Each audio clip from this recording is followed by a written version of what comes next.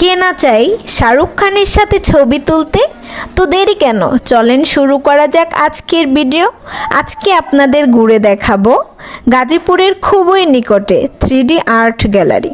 গাজীপুর থেকে ঠিক কিভাবে যাবেন, ভাড়া কত অ্যান্ড ভেতরের টিকিট সব নিয়েই থাকছে আজকের ভিডিও। হ্যাঁ গাইস, ঢাকার ভেতরে এমন একটি জায়গা আছে যেখানে আপনি দেওয়ালে আঁকা ছবির মাঝেই হারিয়ে যেতে পারেন। এখানে যেতে হলে গাজীপুর চৌরাস্তা থেকে আপনাদের মহাখালী আসতে হবে অ্যান্ড আরেকটা বাস নিয়ে চলে আসতে হবে বিজয় সরণি, দেন বিজয় সরণি মেট্রো স্টেশন থেকে বাংলাদেশ মিউজিয়ামে আসতে হবে অ্যান্ড বাংলাদেশ মিউজিয়ামের সাথেই 3D আর্ট গ্যালারি অবস্থিত।